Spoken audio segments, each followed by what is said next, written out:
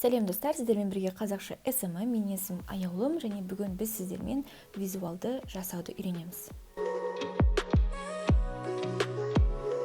Жалпы визуал дегеніміз сіздің әлеуметтік желіңіздің, яғни парақшаңыздың беті. Адамдар алғаш рет кірген кезде сіздің жаңа лентаңыздағы фото-видеолардың обложкасын көреді, және де алғашқы былайша айтқанда впечатление, көзқарасы қалыптасады. Және де визуал әдемі болса, онда сіздің парақшаңыз өте жинақы, әдемі және де тематикасы бірден көрінетін болады. Әрине, бірден мысалы блогқа кіріп, сіз посттың астында қандай мәселелерді қозғап жатқаныңыз білінбейді. Бірақ визуалыңыз әдемі болса, онда жаңадан кірген оқырман сіз жайлы көзқарасы жақсы қалыптасады деуге болады. Жалпы визуал түсінігі 2012 жылы бизнес аккаунттар арқылы келді. Ол жақта бизнес аккаунттар болсын, немесе кәдімгі бір профессияның блогы болсын, психолог деген секілді. Ол кісілер шаблондар қолдана бастады, яғни бірдей түстегі шаблондар, бесконечная лента шықты одан кейін. Одан кейін жаңа тексті шаблондар, тексті бар шаблондар. Оның барлығы осы визуалды құрады.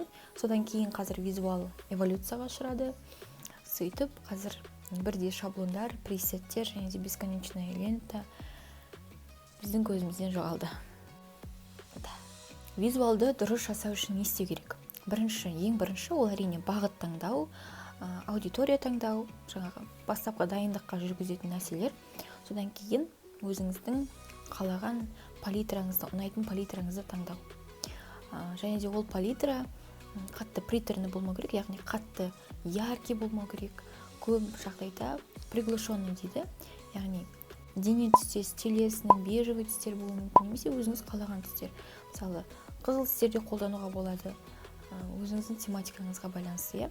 Бірақ мәселен менің блогымда өзіме көбінесе жылы түстерді қолданғанды ұнатамын. Сұр түстер, ашық, сарғыш түстер, жылы түстерді қолдану арқылы мен өзімнің визуалымды тек қана контентқа ғана емес, сторисқа да қолданамын сондай түстерді. Бірінші тематика таңдау, палитра таңдау және де мысалдар. Өзіңізге арнап Pinterest'тен мысалдар таңдап алсаңыз болады.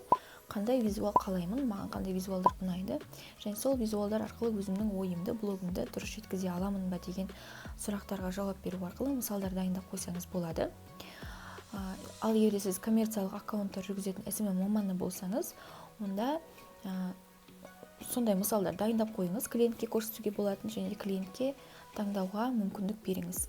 Бәлкім клиент сіздің таңдаған жаңағы визуалыңыздан ойы және де өзінің таңдауы басқаша болуы мүмкін. Ол жағында қарастыру керек. Фотосессия жасауға көштіңіз. Фотосессияны 2-3 планда жасайсыз. Фотосессияны жалпы мен 4 планға бөлемін.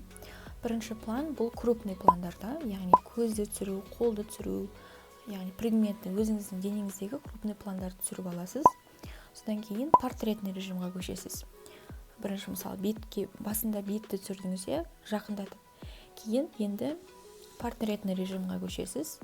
Түріңізді, мимикаңызды көрсетесіз, эмоция көрсету. Содан кейін средний планға көшесіз. Средний план, одан кейін полный рост фотолар ету керек.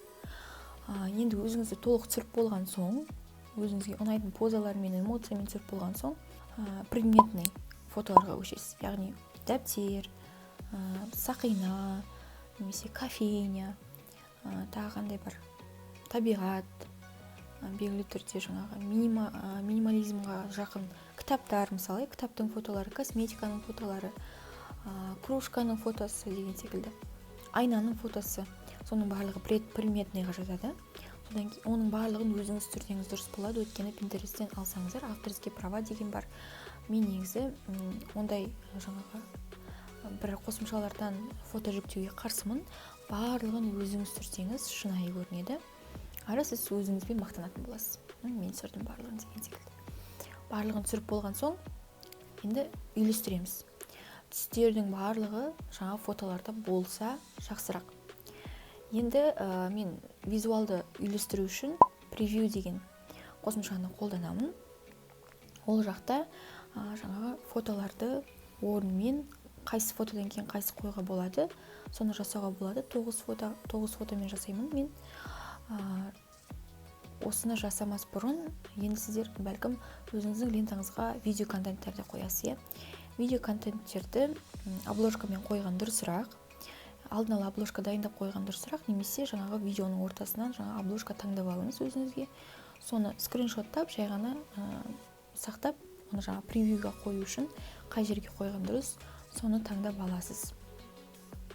Жаңағы ал видеоларды айтатын болсақ, ол әрине өзіңіздің контентіңізге байланысты ғой, енді қандай видео салам десеңіз де.